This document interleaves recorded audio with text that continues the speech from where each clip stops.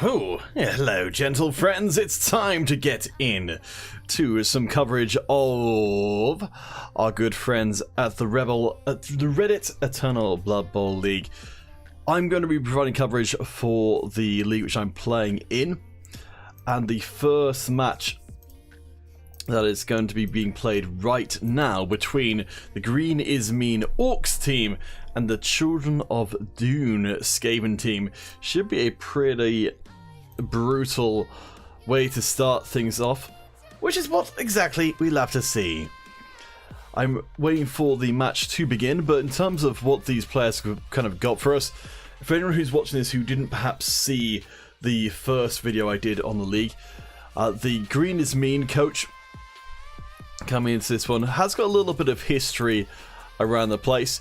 Will Iron has been playing Orcs on and off, around the place for a while.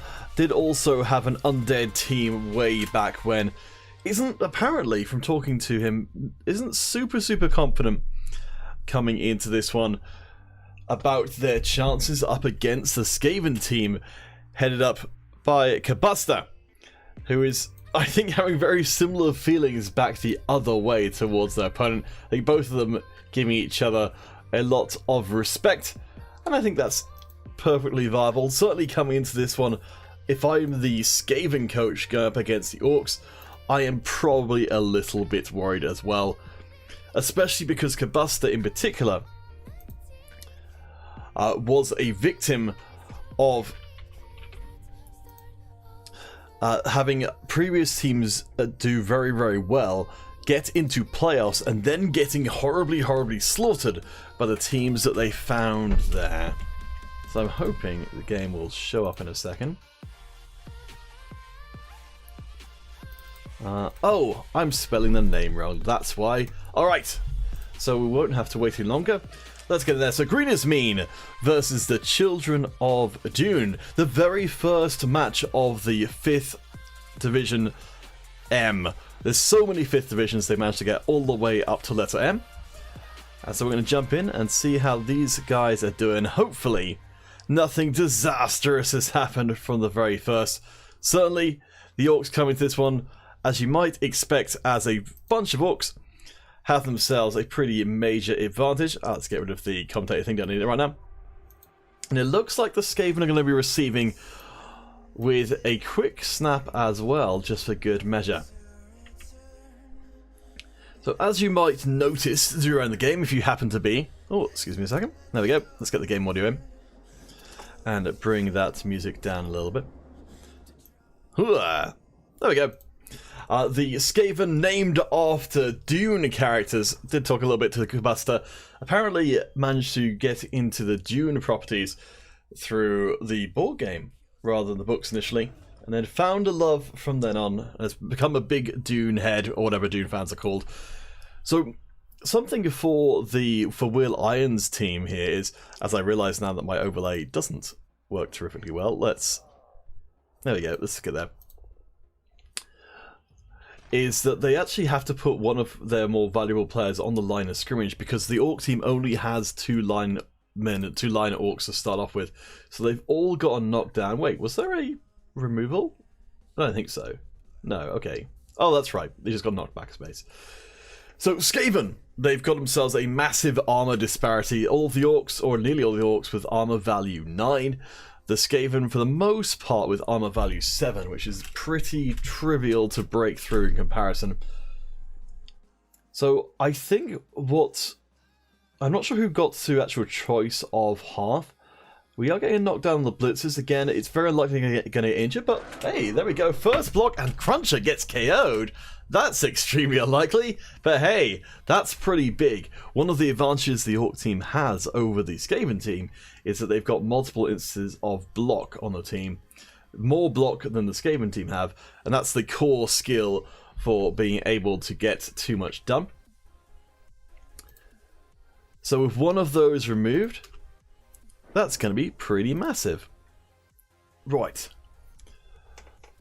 Let's just check that everything's working as it should be. Lovely. So the Skaven plan is going to work very heavily around their 4 gutter runners. There are ways you can build the Skaven team to have, to just have 2 to start off with, but it's a fairly big commit in here. Kabusta does have a apothecary to be able to reroll any injuries, and that is almost certainly going to end up being used on the gutter runners. Now, while a lot of the team, the linemen, are pretty terrible, the Storm Vermin are good, and the Gutter Runners are good. Both of them are pretty easy to smash up, particularly the Gutter Runners. Against a lot of teams, the dodge that the Gutter Runner has there allows them to remain relatively safe, but against people who have block, as there still is 3 instances of block on the Orc team, there's a pretty decent chance if a Gutter Runner gets chased down that they'll be put on to the AstroTurf. Astrogranite? I don't know, I can't remember what it's called in Blood Bowl. The grass. Let's just call it the grass. So first turn down, 1 player removed from the pitch for the Children of Dune. I think that's vastly better than they could have ever hoped for. The Storm Vermin can eventually level up and get some pretty good skills in terms of being able to remove pieces, but right now they're effectively the same as the Orc Blitzers.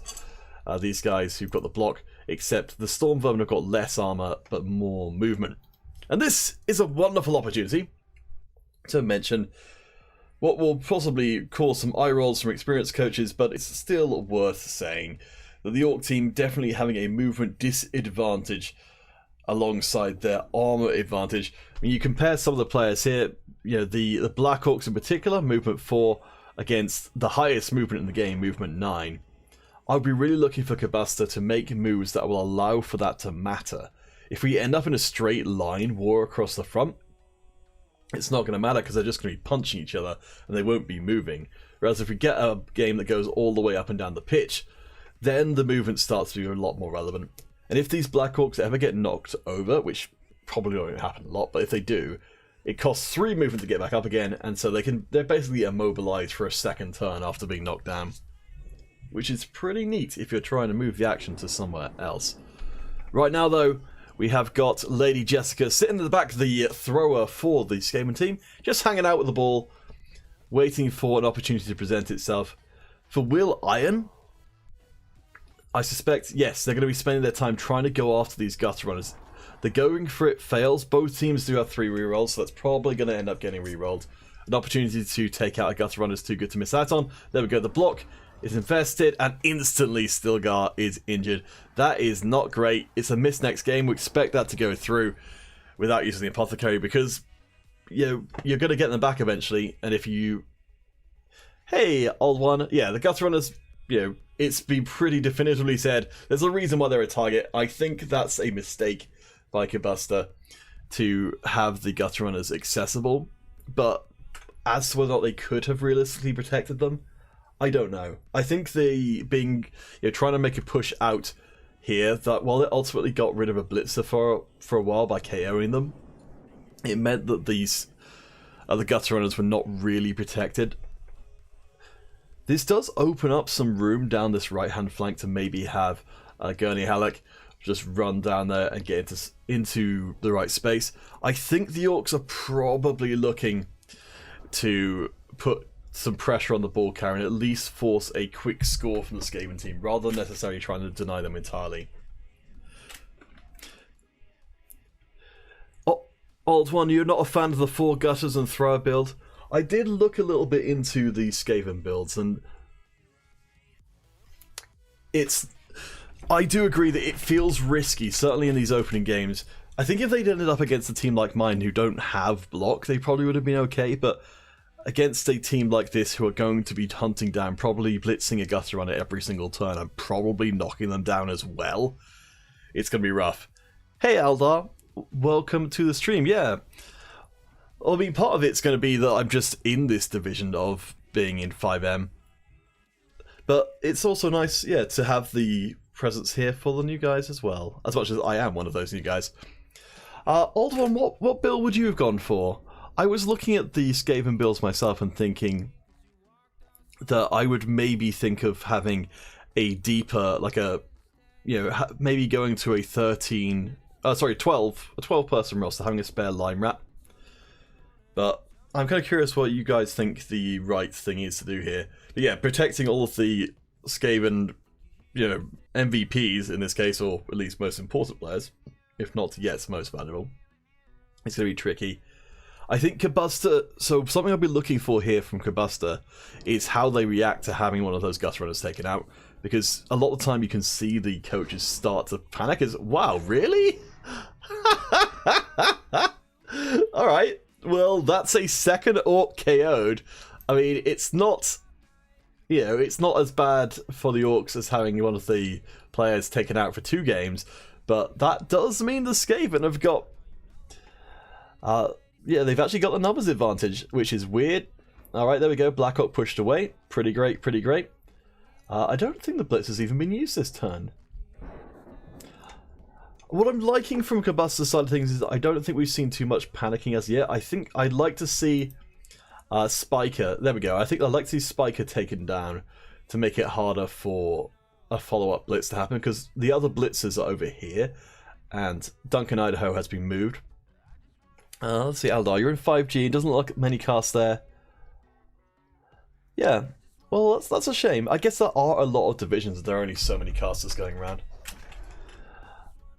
Let's see. So 3 gutters and no throw, or 2 gutters and throw is more sensible. Did these teams go through Greenhorn? As far as I'm aware, no. These teams are totally new teams. So, yeah, no development at all for these gutter runners. They're completely naked out in the field apart from the dodge. Yeah. I think as well, having more players when your armor value as a team is overall is so low feels sensible, because you're gonna get players injured. I mean, Kabuster's been extremely lucky so far to even KO players. Go on, let's see another armor break. Okay, never mind. But still, we've got an opening on this flank. We've got 2 gutter runners roughly central, able to move either way. Interesting to note that the blitzers haven't moved from the left-hand flank at all. I guess at this point Kabuster's trying to kind of draw out Will Iron and get them to, to commit into one side or the other so that they can take advantage of that extra movement. And if ooh, there we go, first failed blitz. Definitely not an elf team, but hey. At least at this point the Orcs don't have Mighty Blow. Oh cool, old one. You've got a caster for 5-0 as well. Man, it goes all the way to MNO? I have to always do the alphabet in my head every time. But that's cool. I will definitely... who's the caster for 5-0? Actually, I could probably find it from the list of streams. Oh, it's the last one. 16 new divisions, Aldar. Wow, that's craziness. Alosra. Yeah, Alosra is playing in the new Blood Bowl competition, so... I'm part of the new, the student organisation, and myself and Only Toast have put together a tournament, a Blood Bowl tournament for the students, and Losra is a student. I've watched some of Losra's streaming stuff, so I will definitely check out that. And Losra actually plays Gobos. Really? I didn't know that. That's amazing. I'm very excited to watch some of those then. I'll have to see if I can... does Losra have a casting partner? I'd love to do some collaborations with him and get some sort of intergroup stuff going on. That would be a lot of fun.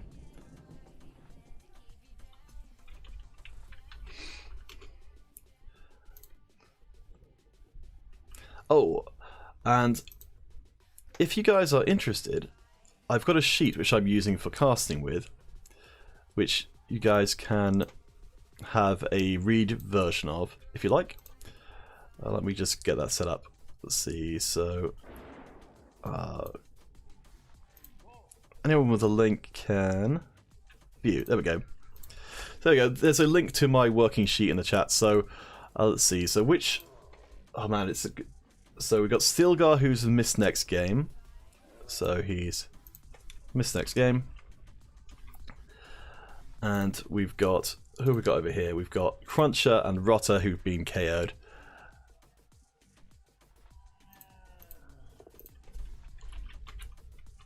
So Cruncher is one of the blitzers. So theoretically, right now, using my amazing sheet, which I actually did come up with myself. I was going to say I came up with myself, and I realised I actually did. Let's see. So, yeah, the Skaven, they've got 920 active TV on the field against the Orcs 870. Ha ha ha! Alright, so enough of me being distracted by that. Let's see, who was the person who actually got the... Oh, it was Spiker who got the... who put down... who was it? Stilgar. Gotta run a Stilgar. Yeah, odd one. I really like having very, very organised with my notes. So... hopefully you guys will enjoy that as well. So, alright, so I haven't been paying attention to the game at all. Lady Jessica has been aggressed onto, as expected. Let's see, so the rats are still functional. I expect to see Spiker chased away. It's nice, they're actually getting knockdowns on the Black Orcs. It's a bit unfortunate for the Skaven they can't actually get far enough away from the Black Orcs now to stop them. Catch up. So Lostra apparently tied against Elven Union yesterday. That is pretty good. Okay, I will get in touch with Lostra and see maybe if we can collaborate on one of the casts, because I'm going to try... I really like casting Blood Bowl. It's one of... You know, while I do cast other stuff, Blood Bowl is something I just really, really enjoy. And are we just going to see a straight up hit? Okay, I kind of like this. So there's now going to be another chance for Kabuster to get the knockdown. He at least gets Spiker away, though leaving them next to a Gutter Runner seems a little bit eye-opening. I think we might see one of the other Gutter Runners jumping away to do a hit onto Spiker to try and knock him over.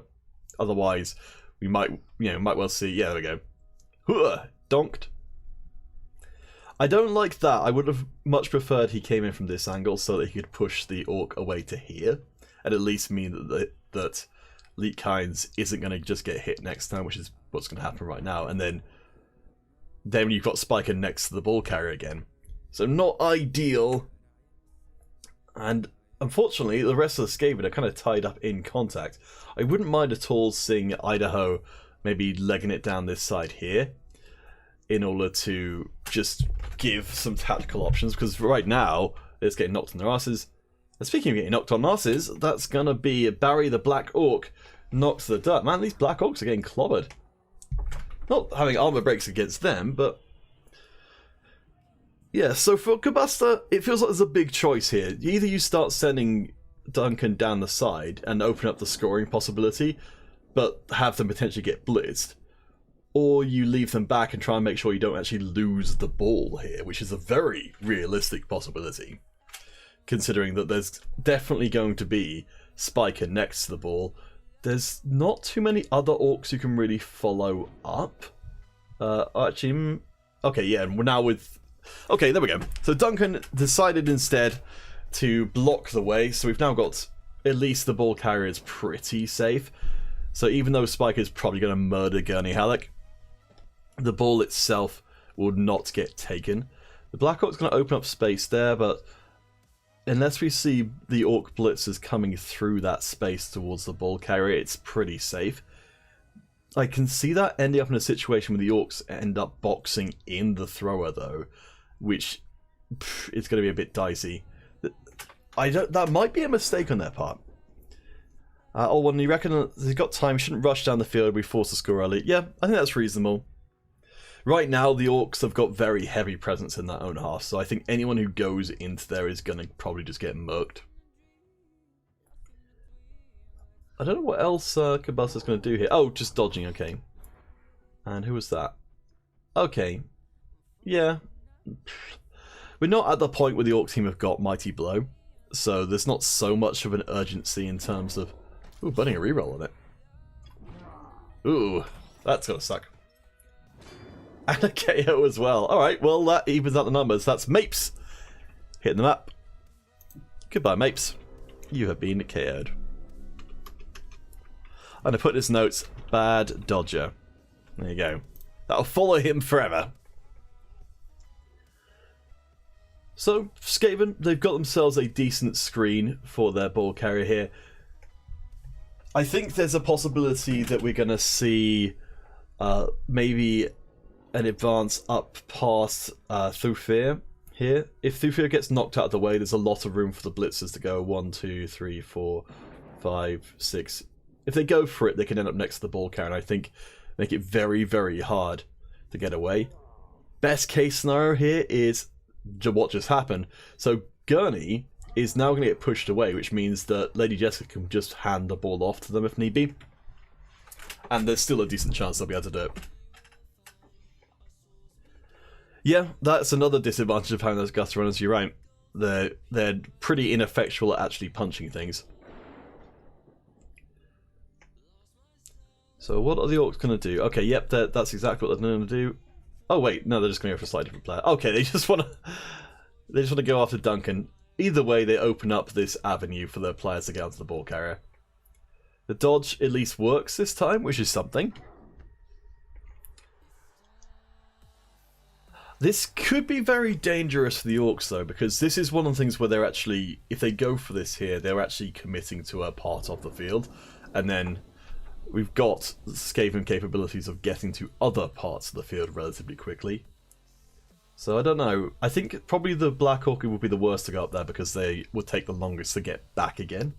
But I wouldn't mind seeing the Black Orc just moving into base to base there, while I think probably the Blitzer's going to be the main one to move up. Yeah, I think this is one of those situations where you're putting yourself into a position where you could lose from a pretty strong position for the Orc coach here. So I'm very curious to see where they go. I think you probably need to send someone else up. Otherwise, the Lady Jessica could just blitz, knock away Spiker, and then just run over to this side of the pitch. I think Duncan's going to probably just get out fairly easily. I could actually get out and run down there. Let's see. So it's notable we've got 2 Black Orcs over on the left-hand side of the pitch and only 1 Blitzer. If the action's moved over to the left-hand side, there we go. We did manage to get someone else on the ball carrier, so no easy blitz for the Skaven. But if they can move the balls to the left-hand side, there are not a lot of Orcs. And also, the remaining Skaven linemen form a kind of barrier, linemen and Stormvermin, form a barrier between the rest of the Orcs moving to the left-hand side of the field. So I'm expecting this to be a handoff to Gurney to run down here and maybe get screened by this gutter runner and the line rat. Yeah, it looks like Will Irons, I think, probably plays against Skaven enough times to not overcommit. I'm kind of curious what's going to happen here. If these 2 players are just sort of left behind, that suggests to me that Will's still not totally confident as to what's going to happen next. Okay, so just kind of committing in there. That's fine. I think Kabusta might start doing some 1 dice blocks with against that particular blitzer. That's Basher.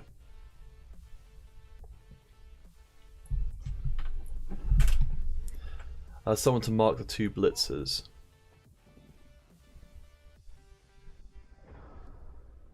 I'm not quite sure what you mean, odd one. I've probably just been silly.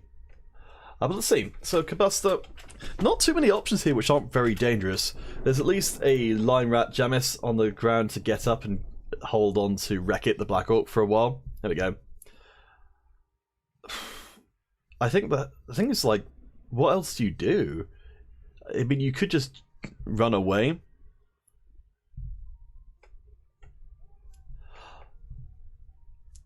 Oh, I see. Yeah,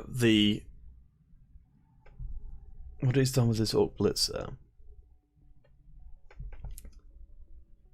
Oh yes, so the Storm Vermin are marked. Are you talking about the... I'm getting confused because of the different terminology. Are we talking about Storm Vermin or Orc Blitzers? Yes, blocking the assist, because that would have been a 1 dice block against the Black Orc otherwise. So I think the Skaven, if Basher had stayed back, I think that could have easily been the centre of the pitch actually being cleared out by the Skaven, or at least opening up an avenue. I think at this point, if they can 1 dice knock over Basher and 1 dice knock over Thug, there's actually a realistic possibility of running it straight through the middle. Yes, Rats blitzers the Storm Vermin. I mean, they are blitzers. They're a crazy good blitzer once they get going. Yeah, the Storm Vermin, you know, get Mighty Blow on them, get Claw on them. Those guys are nightmares. Right now, they are just okay, but they're going to get very, very good. I think you know, they've got the possibility of getting better than the Orc Blitzers do, given enough time. It's just whether or not Combustor actually gets that time.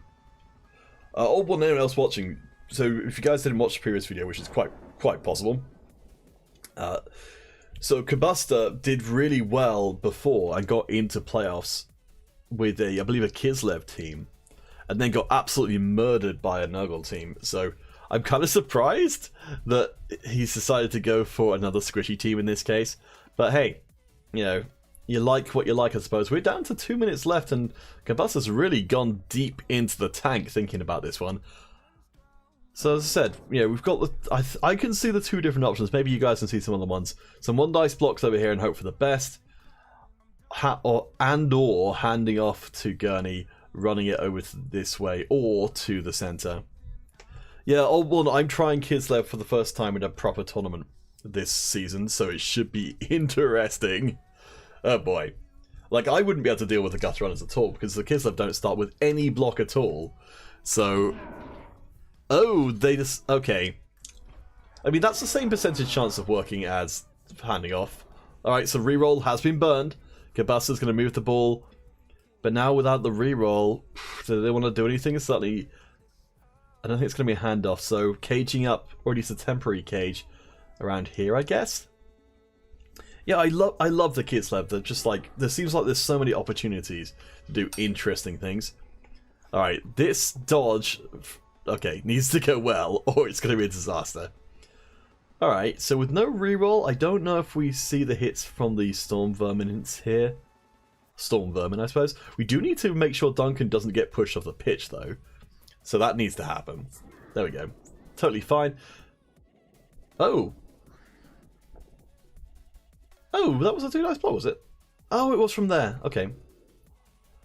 Okay. And that's going to be a 1 dice block. At least it's up against... Now the Gutter Runner is up against someone who doesn't have block. But with 1 assist, they will get 2 dice, which they can easily get. He knows what he's doing. Yes. I mean, I've gotten into a terrible habit of just taking all these 1 dice blocks on people, because occasionally you can get away with it. Certainly when you've got to block, it's tremendously less silly. And there we go, 1 dice block time. Yes, that's what we like. Kaplunk. Alright, so that does free up a Storm Vermin. I don't know what they're going to do with that Storm Vermin, but they are free. I don't think... Well... Oh, there we go. So we are going to open up... That'd be nice. Oh, another armor break on the Orcs. Blitz on the Blitzer, just as you said. That's going to be a stun. Basher. I think the Orc team's getting stars in their eyes on how well the Skaven have managed to punch people out. So that's one KO on the Skaven team of Mapes and 1 miss next game for Stilgar. 2 KOs on the Orc team, 1 of them a Blitzer, Cruncher, and now a stun as well. Skaven are pretty strong in the centre of the pitch. They've got themselves a decent cage as well. The Black Orcs obviously way too slow to get around and to try and attack the rear of that cage. So I'm feeling pretty good for Combustor's chances thanks to some pretty good armor rolls. Yeah, well, I do agree. It's well played by the Rats.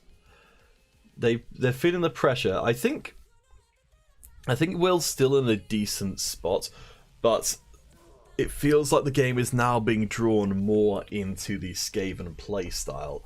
That I can sort of... I mean, I might be kind of projecting here, but I can feel like there's a little bit more hesitation from the Orc side of things, knowing that, you know, they're kind of being presented with a question that they don't have a great answer to. 1 square too much for the Storm Vermin. Oh, you're talking about being able to score with them?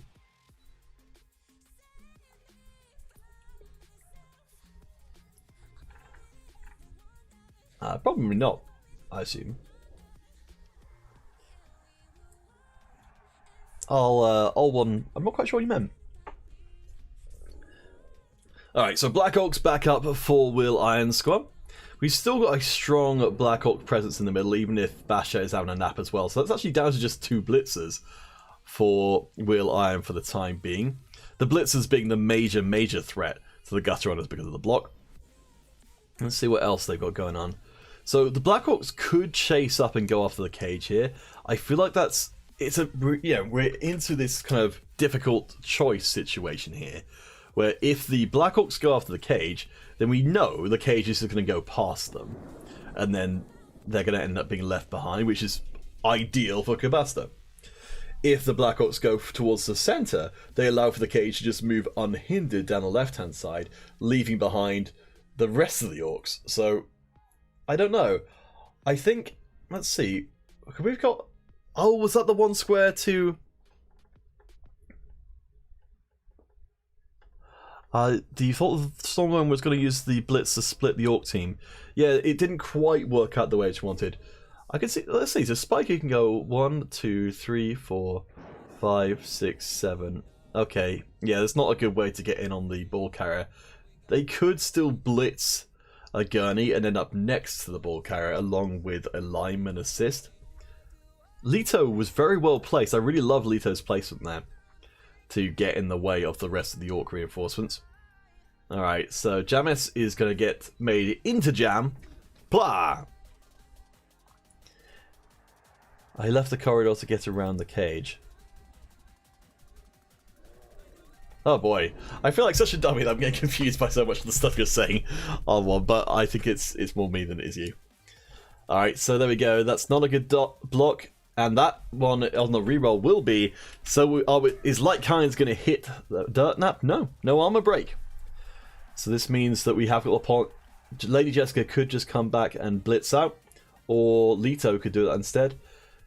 I'm really looking very hard. Oh, I see. Yeah. The blitzer, the Orc blitzer wasn't totally blocked off from the cage. Yes, I think just trying to make life a little bit harder. I think it did succeed in doing that at least. Nice. So we've got the Black Orc in, which means that we've still got a pretty easy handoff to Gurney Halleck, though. I think that's probably going to happen because.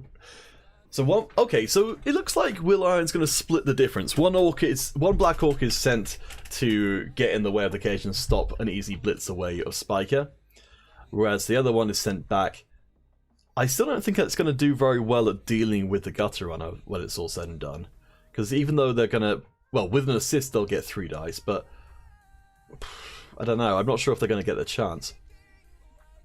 All right, so down to the last minute. I think the only question here now is what to do with Launcher, who so far hasn't done anything in the match. Hasn't even been there as an assist. I think is kind of functioning as a safety piece, though not the best safety, having less movement and also no block to deal with a gutter runner if one does get through. I think Kabusta's looking pretty good here. You know, they still got the central core of their advanced remaining attack, which is kind of amazing.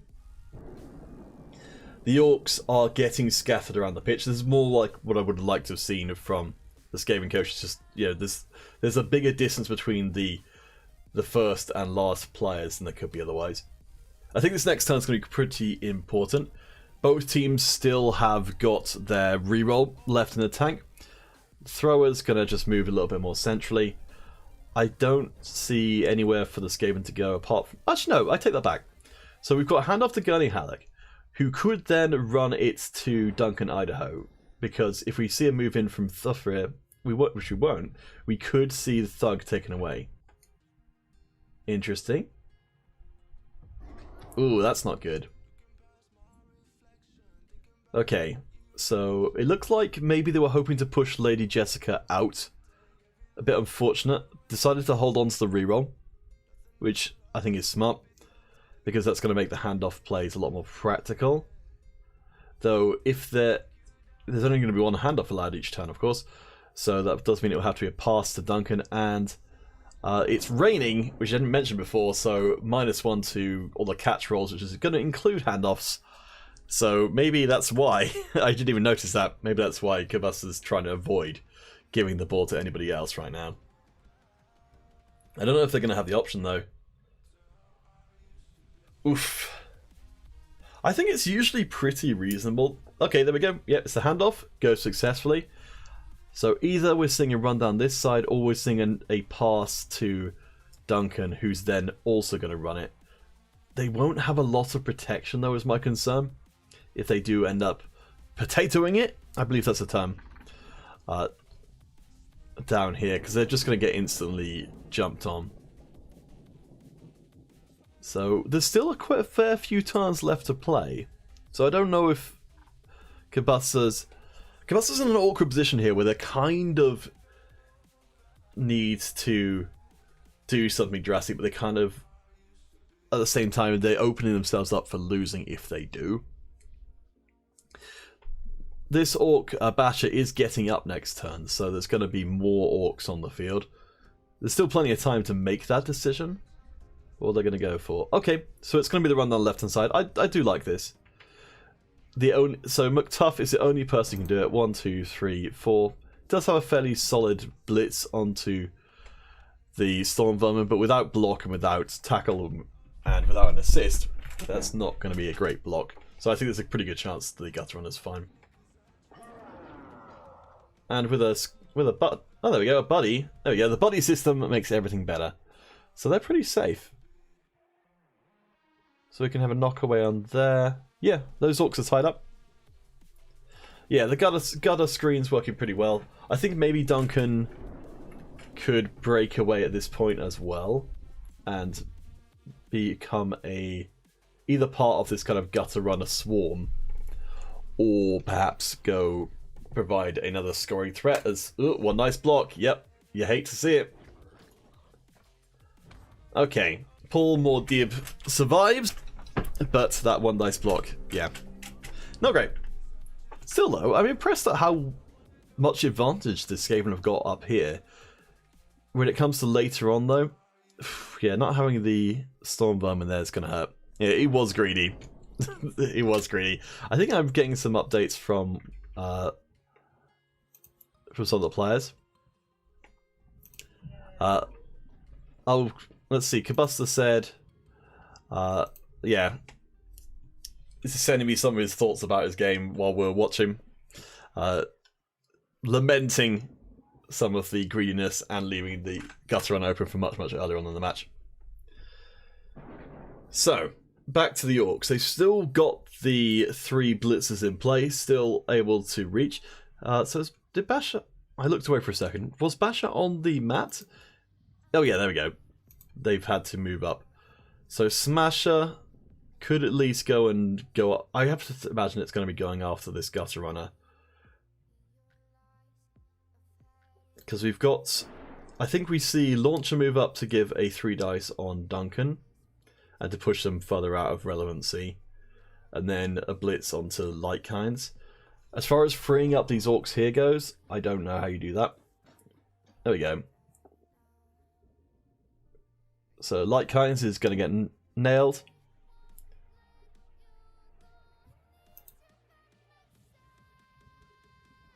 I think we probably would see the Black Orc but Tough go there to force out as many blocks as possible. But yeah, that's good dice from Smasher. Not dead. That's what I say every time I'm playing with my Kislev team, because even though they've got armor 8 for the most part, every time they don't die, it's a huge miracle. I still think this is a doable situation for... What? Okay. I assume that Will wasn't really expecting that one to work, or maybe that was a misclick. But I suppose they couldn't really... They could have just gone for a 2 dice block. Odd. Maybe, I assume so. Alright, well that does free up an extra Lime Rat to hold on to this Black Orc. And it also means that this Spiker is going to get knocked on their ass as well. That's a whole bunch of extra players freed up. Yeah, I think it was probably a mistake. Alright, so block into block. That's okay. I think ideally, I feel like the riskiest thing... Actually, yeah, the riskiest thing at this point is trying to go down this route with the Gutter Runner, which I think is where they probably... Kabusta was going to get pushed into doing otherwise. But now they've got a whole bunch more players free, or at least they hopefully will, that I could see it being more going this way towards the centre. I think as long as someone can mark up some of the players, there's a decent line for the center. Yeah, the gutter was saved by the mistake. I think that's probably right. On one. It was, yeah, that was a little bit tragic. I don't think there's any way. Actually, yeah, if you blow the blitz taking out Basher, and maybe put a lime rat, say here, you keep a lot of these orcs occupied. With if Light Kind just ends up standing up where he is. I think you could probably mark up the Orc blitzers just to allow you to get the run down the center, because Launcher, as much as they've done nothing this game, I suspect will continue to do nothing. And the Orcs over here, I think you do need to try and free up your sides over here. There we go. That's a knockdown. I don't know quite why this is still intact. I think that was maybe a Will forgot to do the block over there or something.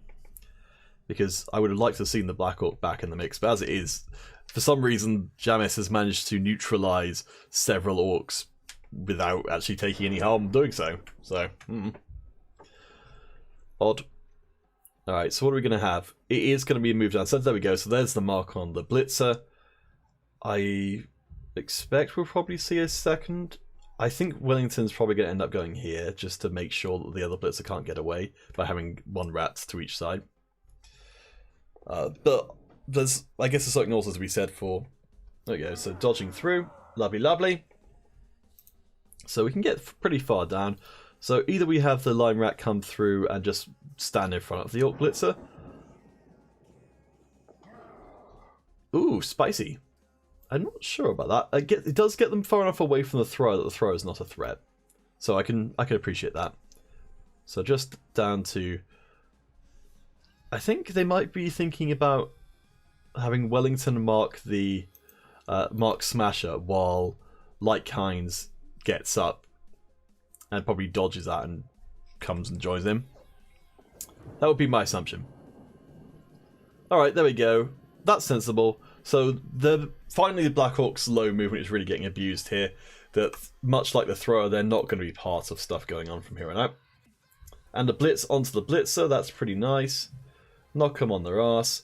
Probably, yeah, at this point we've got a good screen of players to stop Gurney from being taken out. So yeah, nicely playing. Yep, you had it right, R1. The Lime Rat just going to blitz the Orc Blitzer, and then there's nothing really left for the Orcs to do at this point apart from start chasing the Gutter Runner who's got a clear line through. I guess you can at least put pressure down and maybe hope for a kickoff result that gives you more turns. There might be a stray riot. I think Kabuster would like to be able to delay further, probably. But the Orcs certainly not known for their quick scoring, so it mightn't be a major issue. One of the things to consider, of course, as well, is that right now the Orcs have 2 KO'd players, so as soon as a score happens, there's a decent chance they end up just coming back again. And then the Skaven really start feeling the Orc strength, armor, and numbers advantage. Of course, they have got a Mapes who could come back themselves. I can only imagine how Will Iron feels right now.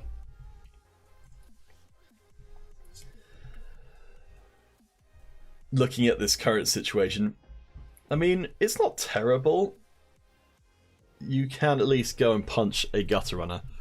I mean, we're a long way from the beginning of the game where the first Blitz turned into an injured Gutter Runner. Since then, it feels like Kabuster, I mean, I was kind of like, giving them a bit of crap for choosing another kind of agility style team after getting nuked on Kislev before, but it feels like Kabuster's got a pretty good handle on how to play the pitch, and they've managed to find a way to draw Will Iron into a more spread out style of play, which you could really tell that Will Iron was trying to avoid having happen, but eventually I think it was just kind of inevitable.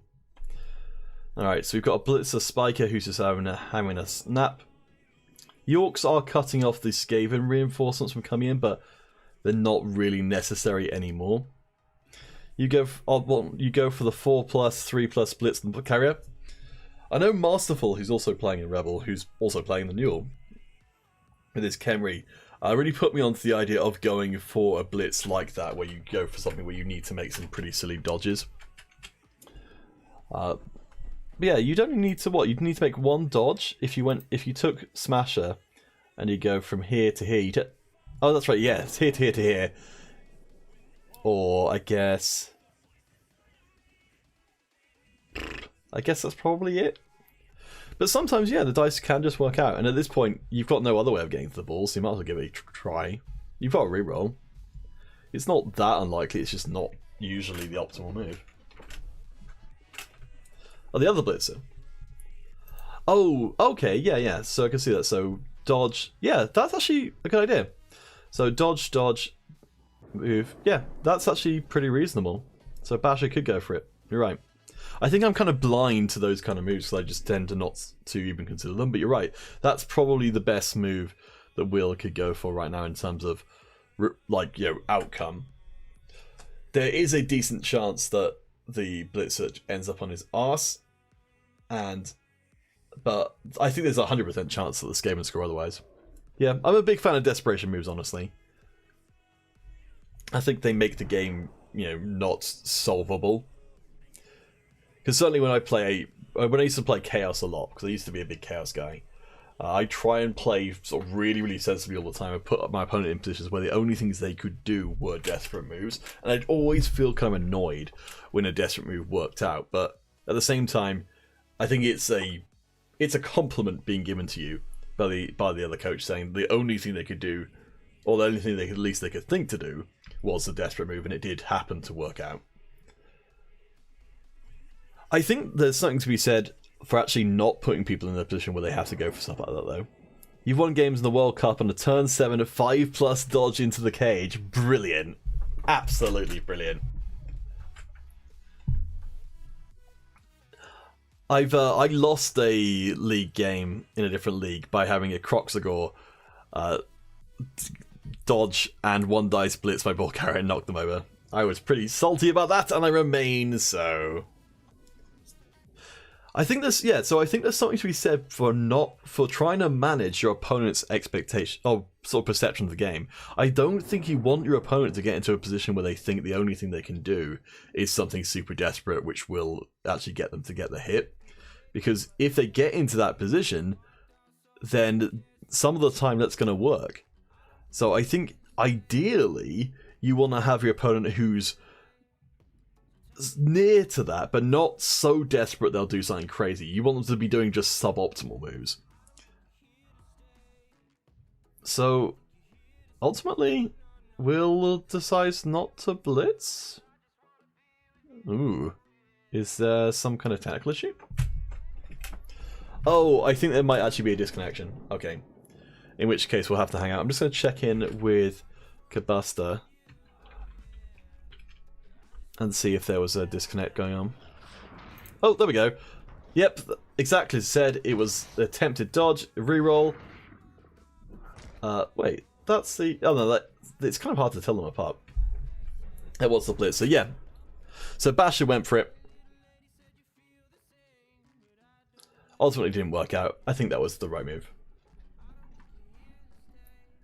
There we go, dashing across. The Black Orc is in position to get it, but I expect we'll see another screen set up again. Whew, good play to Kabusta, managing to get past. Oh, let's see. The REBBL playoff we just had saw a Can We Win a Game by Ali Babad long bombing to a blitzer with no reroll. Well, that's the thing is,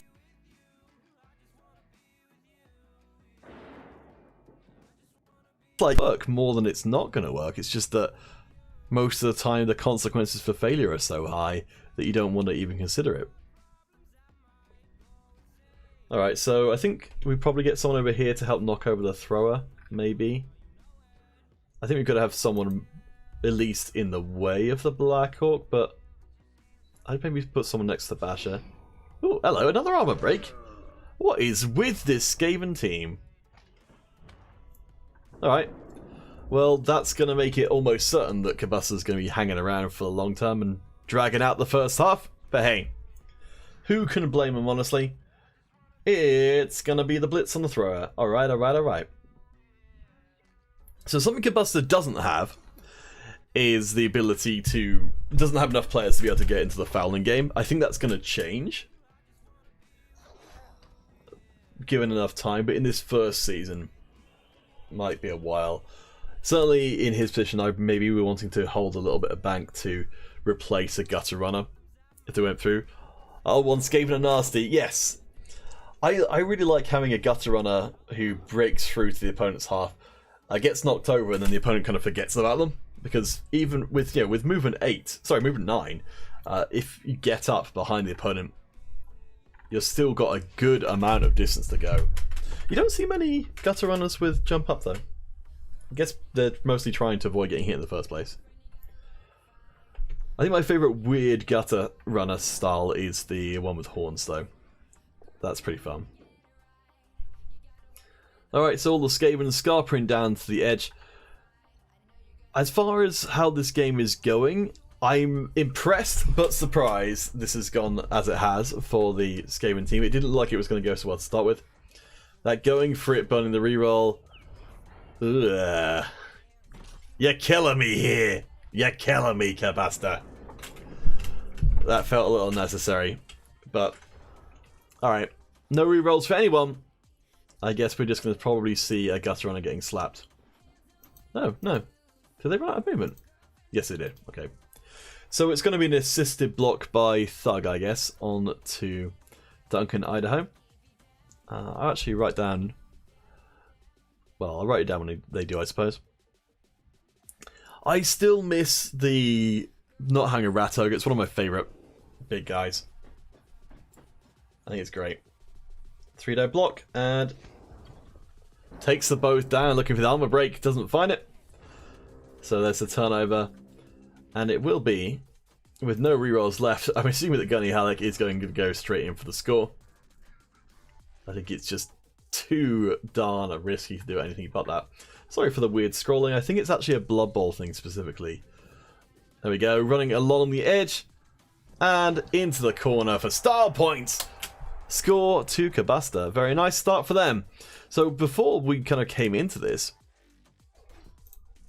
the Will Iron actually predicted the game to go 3-1 to the Skaven team, whereas the Kabasta was anticipating it being 2-1 one way or the other. So there we go. Scored. Updated the sheet.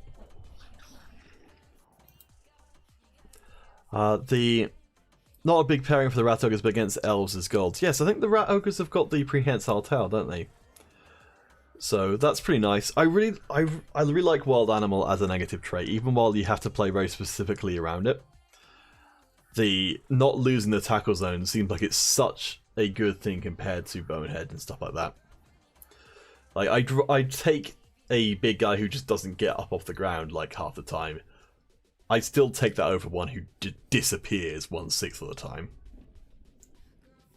I think you just need to, play them out carefully. So one more turn for Will Irons. Green is a mean squad. Gonna get a chance to give the Line Rats a little bit of slapping around. Expect to see the Blitzers up there trying to get all the SVP that they can. Who was the one? So it was Spiker who put down Stilgar before the Gutter Runner. And I expect we'll probably see some passing going on as well, because why not? Yeah, I think that's what's going to happen. Hitter's there to be the receiver. Again, the pouring rain is going to make it a little bit tricky if that remains in place for the second half. The Orcs might well have trouble actually picking up the freaking ball in the first place, and the Skaven team are pretty well positioned to go in and go after the ball. Extra reroll, brilliant. That's exactly what the Doctor ordered. So it means that the Orcs now will probably be able to get some amount of SVP from this turn. One way or the other.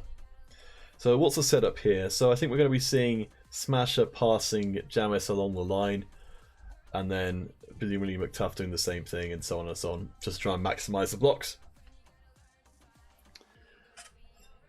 I'm really interested. So one of the teams I'm really looking out for in this particular division is we have got a Necromantic team, and we've got a fair amount of high armor squads to go with them. The Necromantic team is playing, the Mausoleum Maniacs, Drunk Mystic, are playing against the Dwarven team, the House of Westeros team. So I'm hoping that some of those high armor teams will get sliced up by the werewolves, because there's 2 on that team. There we go, block. Nothing too serious. I don't know if Will could potentially consider making some fouls. Not now, but in the future. I think if I was in their position... Now, if the KOs come back, let's see, so the KO came back from Cobuster, and one of them came back. It's only Rotter left out. If Rotter comes back in the second half, I would maybe expect to see if the Gutter Runners start to get fouled. Alright, so there we go. Pick the ball up, throw it to someone, get some SVP. Nice. Very nice, very nice. That's literally the first thing that Launcher's done all game. Hooray! Good job, Launcher. You're my favourite. Alright, so with the end of the first half of the first game of Division 5M, Cobuster's Skaven team looking pretty strong after controlling that first half, but with a Gutter Runner out and a KO returning. The Orcs have the numbers advantage coming into the second half. The Apothecary remains in place for the Children of Dune to preserve their precious, precious players. I could easily see this being a 1-1 game though, because we saw Will, even though Will ultimately did end up getting outmaneuvered by Cobuster, they seemed like they were aware of what they were kind of watching out for.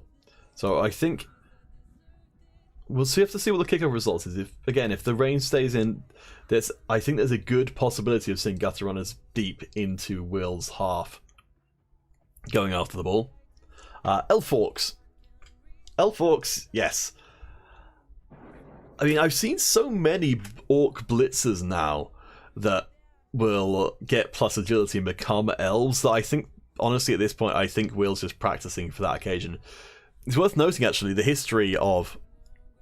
For anyone who tuned in late, this one, the history of Will's Orc teams. Awkward Silence, their previous Orc team, which is an incredible name.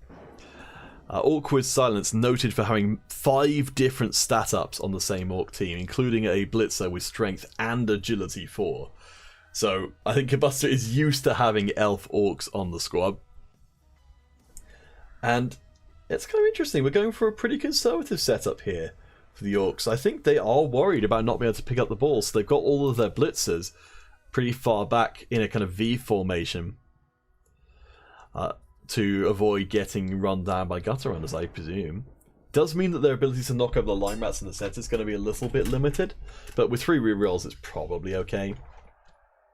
Alright. Children of Dune get another legal defense, which means that we're probably going to see those move to the side. I mean, it's not going to make a massive difference either way. Yeah, the rats opening an Orc cage seems pretty unlikely. Although, you should have seen your old Chaos Dwarf team. You had this plus strength, plus agility, blood, sure hands hobgoblin. Oh my gosh. That sounds incredible. I kind of like... Whenever I play against a Chaos Dwarf team, I always feel like I'm being cheated in some way. It feels like they've got way too much stuff. Like, I don't really understand what the real downside of Chaos Dwarves is. That they've got a lot of the strengths of the Dwarf team, but they've also got these ridiculous Centaurs. Upsets me greatly. So, there we go. So, we are going to see the reorganization from the Skaven team. It looks like they're going to be pretty far forward. Now they know they're not going to get stepped up to by any of the kickoff results. No quick snap to threaten any of their players.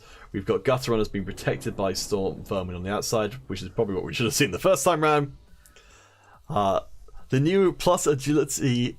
Let's see. You got another Hobgoblin, you got plus agility when your Vamp above died.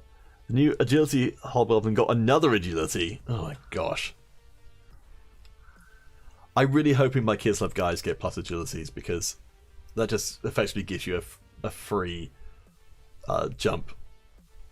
I've only played a little bit of Kislev, but having an extra agility is huge. I just don't trust any of my agility 3 players to actually successfully leap anywhere.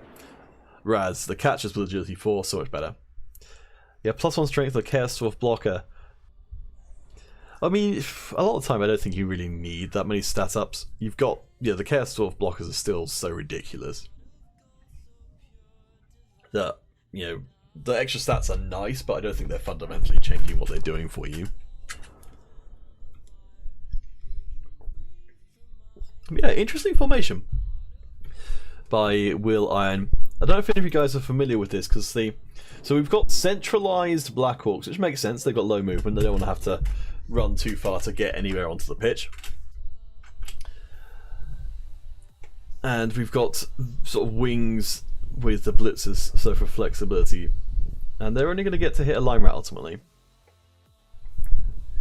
You had a Dark Elven team with 3 Agility 5 players. So I guess this is a good question to pitch to you guys. What do you do with an Agility 5 player? Because I know that, like, you know, there are more options open, but I'm not... Apart from just making dodges, which are kind of dicey, like, are there any specific things you can do? One was a Leaper, Blodger, Strip Brawler, Blitzer with Agility 5. Good lord. The other was a Leaper, Sure Hands. Yeah. So, I mean, with my little experience with Kislev, as far as I can tell, when it comes to leaping, Agility 4 is the only thing that's going to get you, really kind of get you too much. But I suppose if you want to then leap in, do something, and then dodge back out again, then Agility 4 will come in. The leap is so weird. Anyway, sorry, I know I'm getting really distracted from the game. So Ball is down next to Barry the Black Orc. So a pretty good shout here. Even if the pickup is failed, it's going to be fine. In fact, we're seeing the Orcs are kind of pre-caging here. Sure Hands gets it fine. It was a 4+. That could easily have gone really wrong. But alright, so yeah, we've got a cage already. I have no idea what Cabusta does to get hold of this. The only problem with the Black Orc cage, of course, is that they are extremely slow. Okay, AG5 would be a 2+ block, a 2+ block, 2+. Fair enough. Oh, there we go. Finally, the Skaven's starting to get injured. Mapes gets knocked out with a niggling injury. Oof. I feel like that's going to be a fired line rat. Alright, Mapes. They got KO'd before. Now they've been niggling injured. Goodbye. Yeah, I don't see there's any way which you keep a line rat with niggling injury. The rats are going down like a tide of dwarves hit them in the face. Because these kind of are dwarves. They're just greener. And chinnier. Makes me wonder, actually, are orcs what dwarves would look like if they didn't have beards? You know, they've got those big old beards, but maybe their beards aren't actually that big, and it's just their chins that are. I feel like I probably said something kind of sacrilegious there. So we've got the Ultra cage for the orcs built up here with optional wing accessories, the side mirrors of Basher and Cruncher, the 2 blitzers who will be able to run up and push away anything else. Without a rat ogre, I don't know how the rats get in here, apart from maybe dodging in. Oh, well, thanks for dropping by. I hope we'll be able to catch up again sometime. I will talk to... I think it was you who was saying about Lostra. I will talk to Lostra and see if we can get a co-stream going for a game, at least. In the 5-0, I think it was. 5-0 Lostra. Yeah, Owen, have a great day. Thank you for being so active in the chat. I really appreciate it. I definitely enjoy having folks to talk to. Alright, so back to focusing on the game. For Cabusta, it would seem like the logical choice here is to try and delay this cage as long as possible, because it's going to be a slow-ass cage at the best of times. And we have got the dominoes building up here to get in the way.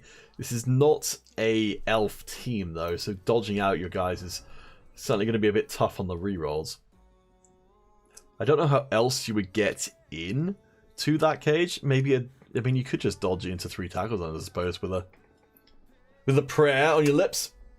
So, I mean, given the fact that it's pouring rain and that's going to be, again, the 4+ to pick up, going for a super risky 2 red dice block against the thrower, just trying to knock him down and force another attempt at the pickup, could be an option. It doesn't feel like it's super worth it. If there was a gutter runner with strip ball and Launcher didn't have sure hands, then maybe. But At this point, I don't know how you really pressure the Orcs to do anything they don't want to do right now. I mean, you could always mark up some part of the cage. I mean, as much as this is a super cage for the Orcs, we've got also a screen in front of that cage. So even getting anyone around the cage is going to be a bit of a task. And the blitzers are really well positioned to stop the Black Orcs from being successfully marked away from the ball carrier. Alright, so Orcs, what you going to do? It looks like actually going to abandon the initial cage setup to instead go and engage with the Skaven line, which I think is reasonable. Ooh, not too convinced about that. So now one of the cage corners in contact with Lady Jessica, who admittedly is not the best at punching things, but still, that's a possibility opened up for getting close to that ball carrier. And if... I'm just trying to think of how this could work. So if there's a pushback on the Thug, and Lady Jessica follows up, that fills in the cage that way, and then we could see a chain push going through. I don't know if that's the way to go, but I instantly feel uncomfortable when I see a cage with its corner engaged, especially because there's a pretty good chance of even just seeing the less risky Paul. Well, Paul could just come in and smack Thug, and end up next to the ball carrier with a 1 dice block.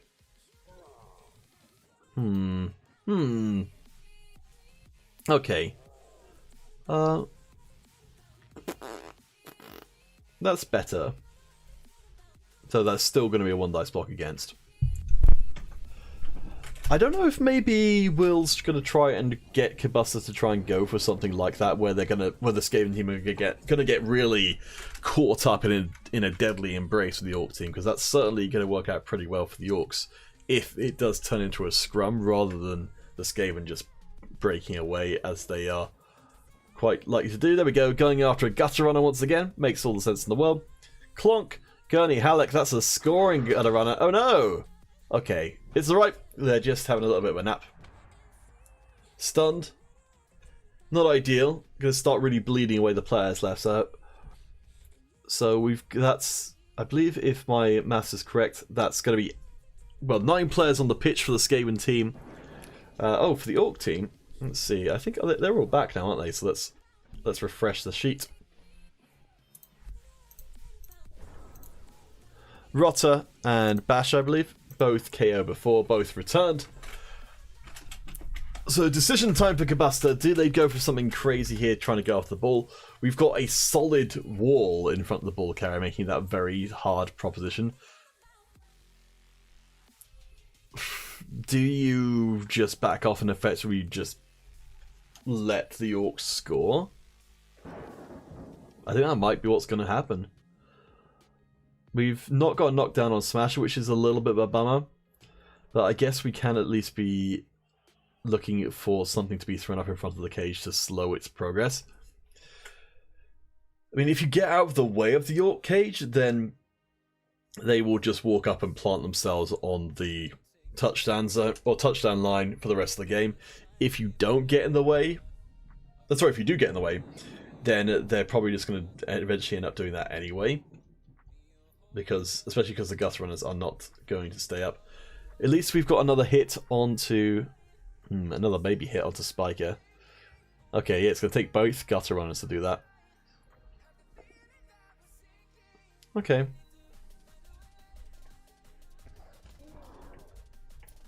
It's not terrible. We're into dancing line rat territory. I think we're going to probably have Leto brought up to here. But already the defense of the Skaven team is going to be pretty thin. At least the Storm Vermin are pretty up to the idea of being able to hold the line. But once they go down, it's wide open. At least the Black Orcs don't deal tremendously well with having to go through small spaces like this, because they'd have to go, up to get through the space, and they then wouldn't be able to then get back out the other side. So I like this from Kabusta, that they're giving an obvious route for the Orcs to go, which is up here. But if they take that route, they'll have to leave behind some of their heaviest hitters, or, Yeah, I think that's just what's going to happen. I'll just have to leave him behind. There we go, fouling! Ha ha ha ha ha! Love it. I don't know if this is the right move. Oh, geez, didn't even break out, huh? Oh, that's pretty unlucky. I think that was probably the right move there, though. The line rats are not doing a tremendous amount anymore. Okay.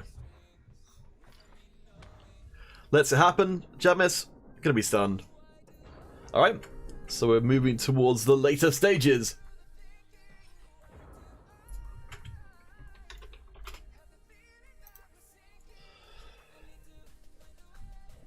I'm kind of curious to see where the Orcs go from here. Because they certainly don't really have the movement to start going up the side easily. Do they go for the offered avenue through the middle? I don't know. I mean, the Orcs certainly could just do the standard thing of moving up and engaging the Storm Vermin while also punching one of them. And given their numbers advantage, I don't think that's a bad idea at all. It's certainly a lot less risky than trying to funnel your whole cage through the middle and then not being able to actually take half of them with you. Going to have a long-range blitz. It's going to open up the center. Doesn't necessarily mean that this is going to be a full penetration through cage. But it does mean that the Skaven are going to be caught up, I think, around here with another cage. Which I think is prudent. So Combustor, I think doing okay. We're still only on a missed next game and niggling injury for a line rat, which is, you know, it's fine. It's as good as dead, but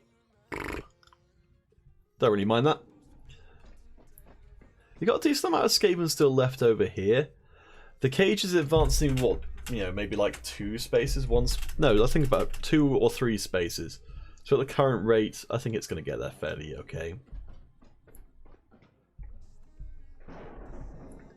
So I think, given what we were talking about before with the kind of, you know, the funnel that the Black Orcs don't deal very well with, being there, that we're going to see the Black Orcs just used to try and engage, yeah, rather than trying to keep them as part of the cage.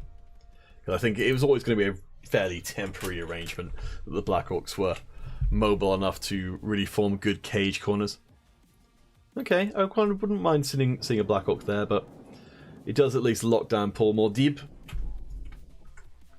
and stops them from getting anything remotely approaching a good block.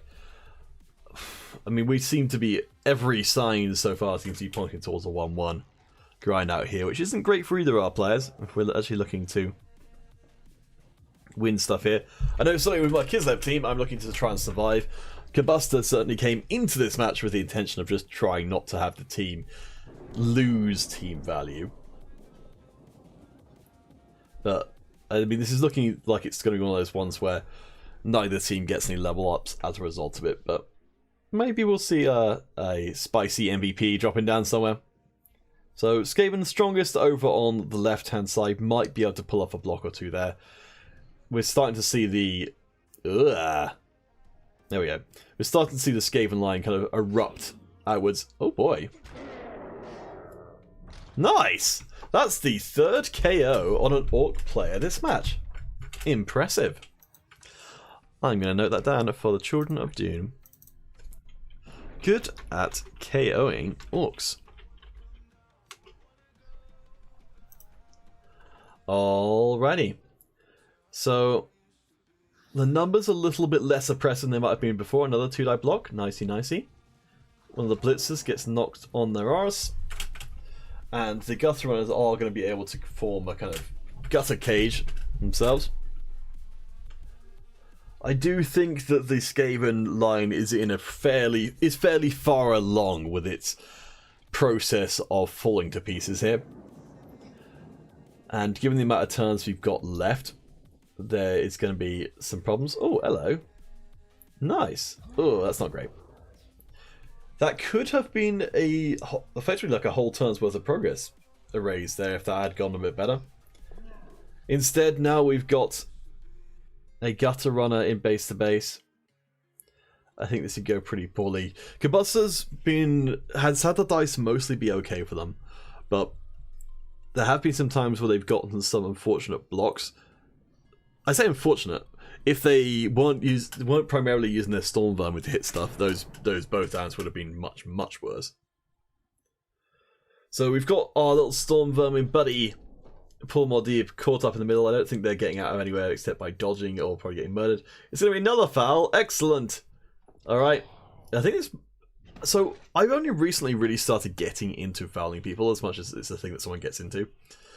But another failed foul. Sheesh. From what I can tell, it's... People seem to sort of treat fouling as a way to kill players. Whereas, I feel like strategically speaking, fouling is much more of a tool for just taking that player out for a couple of turns. Because, you know, unlike regular blocking, you can almost guarantee your foul will work. Or at least make it pretty likely. And then, but the most likely thing that's going to happen is that the player will get stunned. And I think if that's all you're looking for is just to stun a player and keep them off the pitch for another turn, potentially in exchange for one of your players for the rest of the game, then fair enough. I mean, the closer we get to the end of the game, the more irrelevant it becomes that the player gets sent off. As nice, there's a dodge. Gutter Runner's finally not getting blocked to heck. So that was the price paid for the failure of Leto 2 to make the hit through. Leto 2? Yeah, Eldar. I mean, yeah. As temporary as that man advantage on the pitch would be, I'm definitely much more kind of coming down on the whole idea of, you know, fouling is definitely worth doing. I mean, turn 16 fouling I know is a topic that I should stay a million miles away from because it's very, very charged. But regular fouling, I think people sort of take it... I always feel like fouling should have a different name, because I think if you don't do it, you're missing out from a lot of teams. I mean, Dirty Player is just crazy as a fouling tool, that you can basically guarantee an armor break by just having enough guys there, and then you've got a Mighty Blow that kicks in. It's just absolutely bonkers. Alright, so we have ourselves a pretty lucky Duncan, Idaho gutter run. I'm just going to note that down. I'll try and get all the story beats I can get here.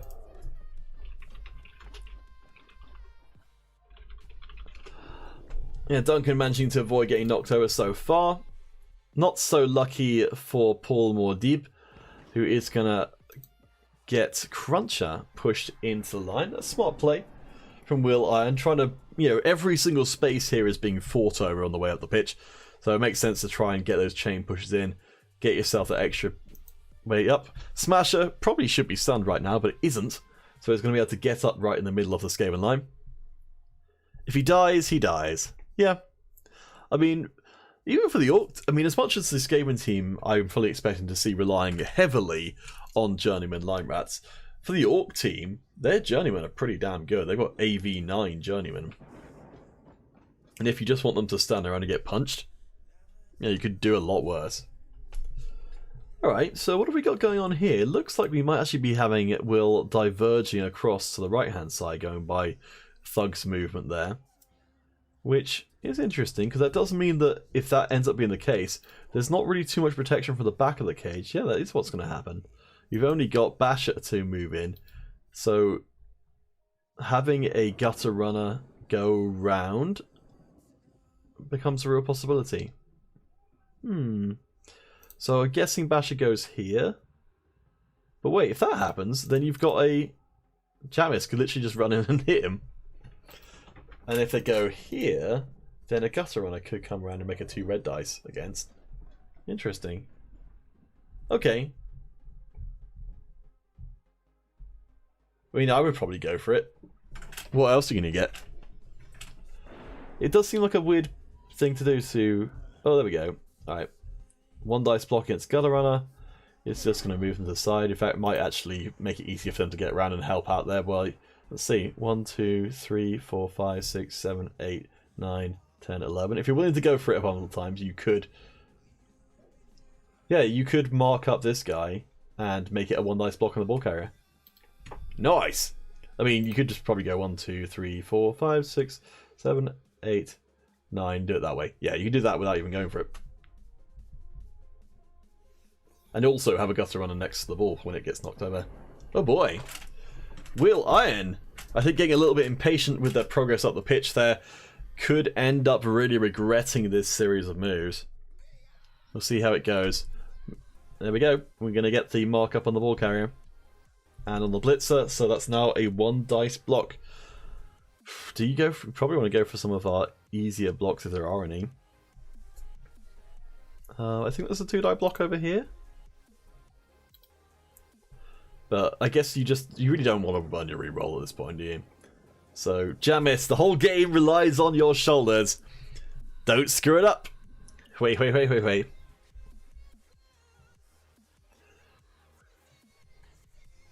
rain continues to fall. Let's take a quick look around the stadium. See how the crowd are doing. Still pretty enthusiastic, in spite of the rain. I'm a little bummed out there's no little umbrellas up there. I feel like that's a Blood Bowl 3 thing, for sure. Umbrellas for everybody.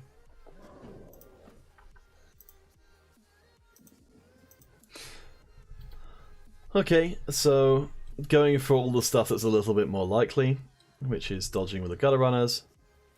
Go for that 2 die block, which again is a bit more likely to work. You feel like a real jerk if that didn't work though, and you burn a reroll when you need your reroll for this. But still, I mean, there's nothing left to do, is there? You just roll the dice, take your chance, go for it. This is the opportunity being presented.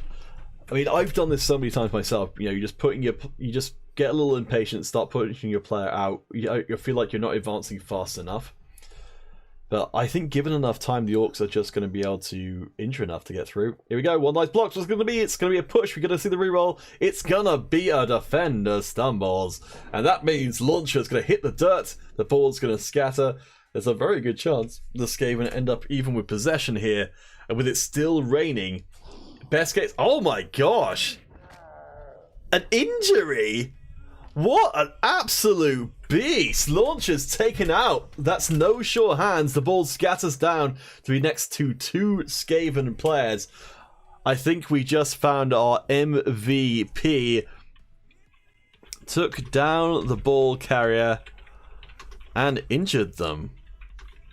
Nice.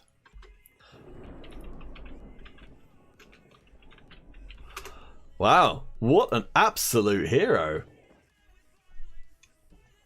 That's one for the history books, as the Skaven, of course, just doing Skaven things, are going to make sure they've got as much presence on the ball as possible. But this is a disastrous situation, so the only players who are going to be able to do anything about this are going to be the Line Orcs and the Blitzers. There is Hitter there who should be able to be freed up.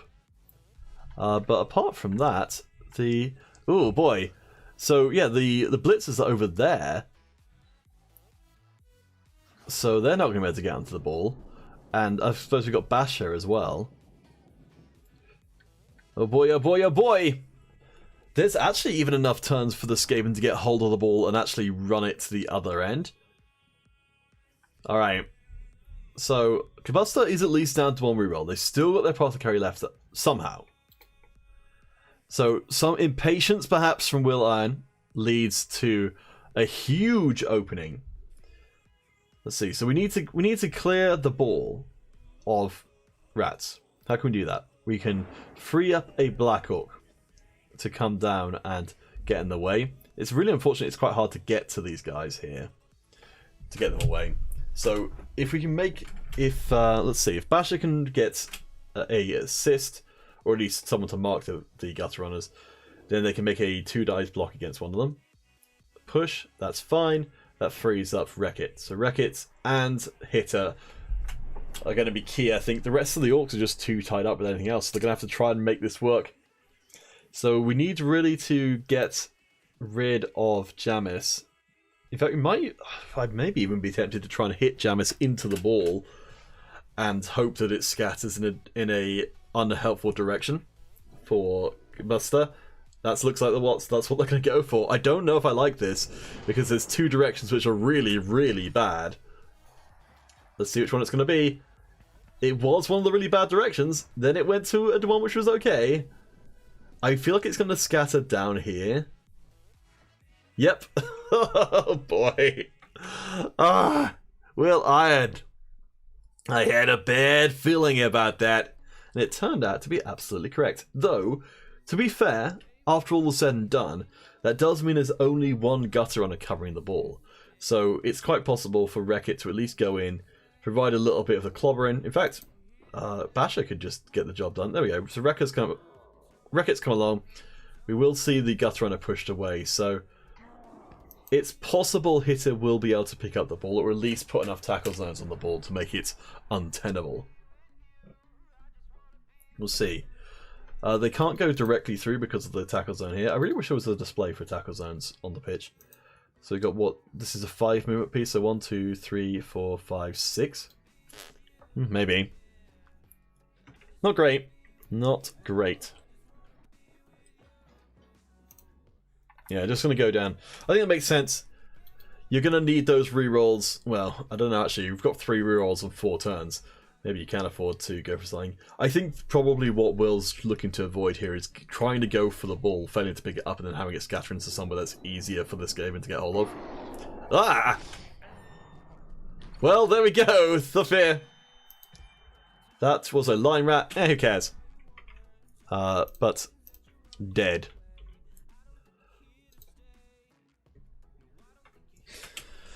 It was going to happen sooner or later. I feel like, as Lemon Blue says, if he dies, he dies. He died. He dead. But it's not the most important thing on the pitch for sure. I think this means that, yes, that Cruncher is now freed up to come and join in the shenanigans. And is going to do so without too much delay. Lemon Blue, I'm glad you were able to help as well. I don't know what happens here. I think maybe Kibuster just... Oh no. Okay, it's fine. They're fine. Lady Jessica is all kinds of chill. Whew. What happens here? If I'm Kibuster, do I just... Oh boy. Oh boy! Leto 2, that's a Storm Vermin KO. They're effectively badly hurt out of the game. We are down to only, I believe, 7 active players and a TV of 730 total. I should probably put that on stream. That'd be a nice thing to have. I don't know if there's a way to pull from Google Sheets into OBS, but that'd be cool if I did have that ability. So, what do you do here? Do you dodge around and try and go for the 6+ pickup? Maybe. I mean, we are in the potential position here of having the Orcs just unable to pick the ball up at all. 11, you've never seen this before, no idea what's going on. 11, you've never seen Blood Bowl before. Well, then you picked up on the whole murder part of it extremely well. So, just to kind of catch you up, this is part of the REBBL, the Reddit Eternal Blood Bowl League. We're just seeing these 2 teams of Orcs and Skaven or Ratmen go up against each other, trying to score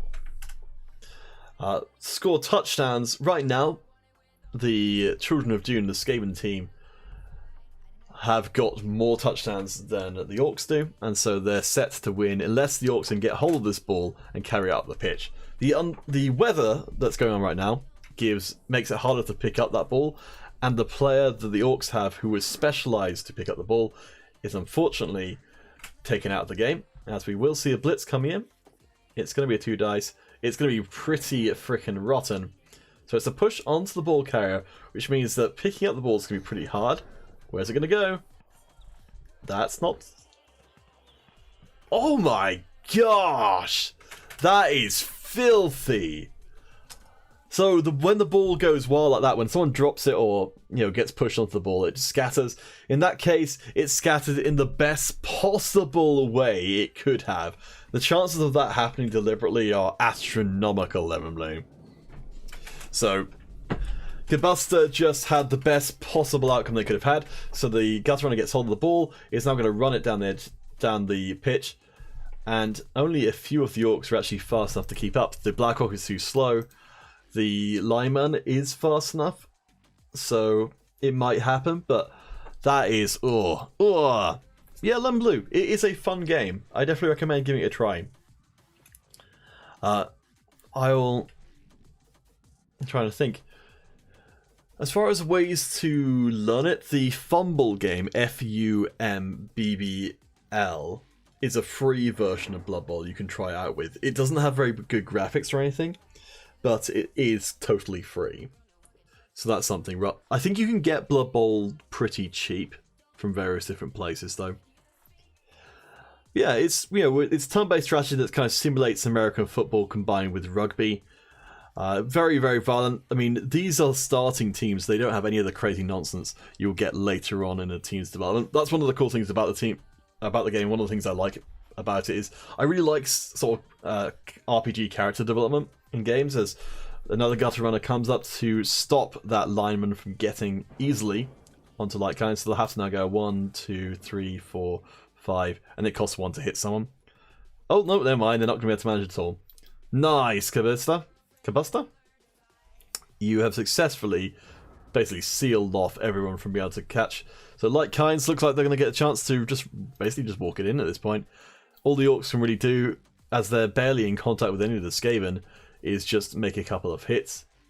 But, yeah. I think Duncan is probably going to get clobbered, just because he's a high value player. If I'm the Orc coach, I might even be just thinking about starting fouling at this point, because I've gone mad about the whole thing. But in the particular league we're playing in, everyone only plays against each other once, so actually trying to hurt the Skaven team deliberately at this point is gonna be probably a little counterproductive, because you're making them an easier team to play against for their future opponents. Make it more likely the Skaven will then win again. Oh, sorry, that your opponents will... What am I talking about? I feel like I've got to turn around an explanation. So fouling could be on the menu, but that doesn't get you any experience points or SPP for your players.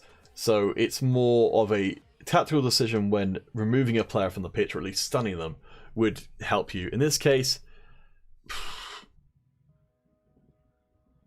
I can see the Orcs maybe just trying to get some players to put some pressure on to Light Kinds and at least force the score before the game ends. Are we going to see some fouling going on Lady Jessica?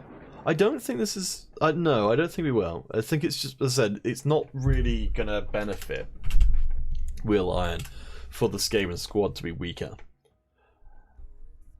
In this particular setup, the players that finish off first, I believe, will get to go to a larger competition, whereas everyone else will have to make do with going to a training ground. Kabuster did actually manage to finish up their division in first before, and got a team through to play in the playoffs, which is the the main league playoffs, because it's possible to go from the bottom division to the main playoffs, but then they just got immediately murdered by the much more developed teams. So I'm not actually totally convinced that it's a good thing to be allowed into the sort of the big leagues. Oh boy, a dodge. An attempt is made. Nice moves there from Hitter. Reroll, it's gonna be a defender down. Nicely done. That was extremely unlikely, but hey, the job was accomplished. The ball goes off the pitch, which means it gets thrown in, and it gets thrown in almost... Ugh. Oh boy. So Hitter, what a hero. What a hero indeed. Made a hero blitz on a gutter runner. I'm keeping notes in here for future matches and things in case I see these guys playing again. It's only currently a 7-person league, so we'll see a lot of the same people. So there we go, Hitter. You did a real good job. Ultimately, you were not rewarded for it, but the gutter runner being stunned is something. I think Gurney Halleck... Oh boy, actually this is probably going to work out better for this Skaven, because Gurney Halleck can now go pick up the ball, though they can't quite get into the end zone without having to make a go for it. So there's always the possibility that could go poorly. Oh, one, yes, you just got back and it's been an eventful half. It has been. Will Iron got a little impatient trying to push up the pitch and so sent his ball carrier out to the side. Wasn't as well protected as perhaps they thought that they were, and ended up getting knocked over. The Skaven, as expected, stole the ball and ran it all down the pitch. You've just missed Hitter managing to make a dodge and blitz onto the gutter runner to knock them on their ass. As we're going to see... Oh, I thought it was going to be one dice block for a second. Okay, there we go. So Cobuster's going to make the pickup. Oh, you did see it. Excellent. That was definitely a match highlight. I might go back and grab that because that was pretty fun. Alright, so we're on to the final 2 turns. The Orcs, frustrated at their inability to get hold of the slippery Skaven. Evidently, the rain has helped their fur maintain its sheen.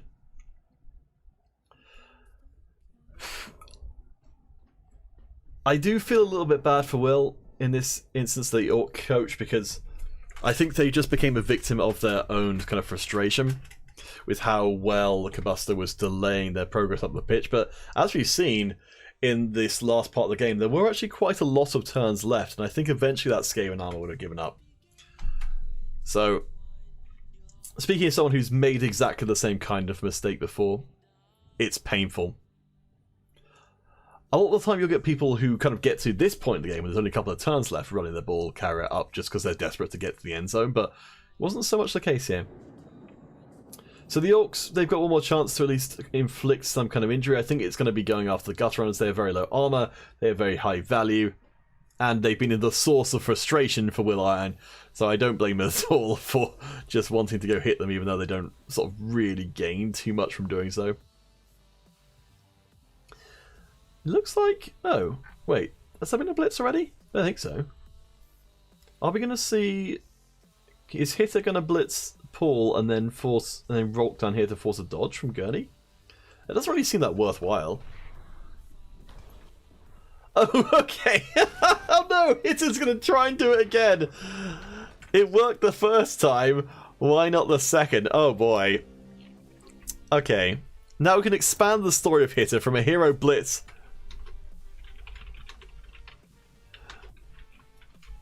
So tried it a second time with less impressive results. So I'll just share the... In case anyone didn't get that before and is interested in seeing what my notes look like. Here's my current sheet, which I'll be copying into my longer term notes once this is all said and done. There we go, running across. Will's only got one more turn. The Cobuster has got 2, so by delaying here, we are, Cobuster's avoiding having to go back onto the line of scrimmage. He could have done 2 3+ dodges. Yes, I kind of felt like Will's maybe a little bit tilted at this point. But you're right, even if it's unlikely, I feel like you've got to give yourself the best chance. So there we go, a knockdown. So far, the Children of Dune have done an excellent job of putting quite a few Orc players to sleep. I think it's been 3 KOs on Orc players so far, showing that even with armor value 9, you're still not invulnerable. So, get the Storm Vermin away as far as possible. Again, a high value target. I think Light Kinds is going to get screwed very quickly. Gurney Halleck is... So, interestingly enough, because I presume it was Light Kinds who was originally going to get scored on, got taken out by Hitter, the ball ended up being picked up by Gurney Halleck, who already had the score. So that's going to be 2 on the same gutter runner, allowing a level up off of 1 game, which is amazing. Once these gutter runners get block as well as dodge, they become tremendously harder to put down. And to have that from the off, that's real bad news for everyone else in the league, and that includes me. Not as much as I've had very little chance of putting down the gutter runner at the best of times. Now I basically just got no chance, and I almost feel like it's not even worth trying to hit them. Alright, the blitz turns into absolutely nothing. Orcs just kind of left standing around looking a little bit dazed, with every reason to be so. So I've actually got a bye for the first week because one of the coaches didn't turn up for the division, which is great, because the Kislev team is going to need that apothecary real bad. And missing the first week, I think I'll get some amount of money, which will hopefully allow me to get it. Alright, And it's the styling, it's the profiling. It's gonna be Gurney Halleck with their second score of the game to make it a clean 2-0. The Orc cheerleaders, I can see, Kabusta, that you are a player of taste and distinction. That eyeshadow is something else. Alright guys, thank you for watching. So I don't know if I'll get a chance to stream the other game from the 5M division. We'll have to see. Hopefully, I'm going to be doing the recaps weekly, and as many games as I get the chance to do so. Yeah, one death for Children of Dune. Let's look at that SPP. So Green's mean they ended up with a decent amount of SPP, even if they didn't get one. The last shot was disturbing. Yes, Lemon Blue. The people who made this game definitely were very excited about the idea of making Orc cheerleaders, and they really wanted to share that with the world. Alright, so there we go. So Greens mean they got a lot of SPP, a lot of XP for the players. Children of Dune, though, well, they got roughly, I think it's about the same amount. Yeah, I think it's about the same amount as each one. They're much more focused. So Jamis, who is Jamis? Jamis. Oh, Jamis is the. I knew it. Jamis was the line rat who got the who won the game for the team. So the MVP system actually worked. It's a completely random player, but in this case, Jamis actually deserved that MVP. They were the one who one-diced the ball carrier, knocked them over, and allowed for that second score. So good job, Jamis. You are an absolute hero. So there we go. The legend begins. I have to see what they end up getting. Hopefully it'll be something like Wrestle, because then they can do that kind of thing more often. But for now, thank you guys for coming, swinging by and joining in. So I'll have the recaps on a weekly basis, though since I'm probably going to be covering the games for the most part, they'll be relatively brief, I guess, just for people who want to see the recaps rather than watching the games. But yeah, Lemon Blue. I'll drop my Discord into chat if you want to talk about Blood Bowl anymore. Because I can certainly let you know kind of what's going on and where to look for stuff. Yes, now Jamis can die knowing that they're famous. That's why I want Wrestle. I want Wrestle on Jamis so that they've got a better chance of staying alive. But yeah, thank you guys all for dropping by. Lemon Blue, R1, Aladar. It's wonderful to talk to all of you guys. There we are. That's me. It's me. Hello. So yeah, let's see. So the other match to be played in the division is, let's see the schedule. It's oh no, sorry. There's two other matches. So there's the Dwarven teams, Houses of Westeros versus Mausoleum Maniacs, which is the higher armored dwarves against the double werewolf necromantic team, which is going to be good times. And Blood of the Elder, the High Elven team, versus Pidgenacker, the human team. So we'll see if we can get any more of them in. And I get the bye for the first round. Wait. But yeah, thank you guys for watching.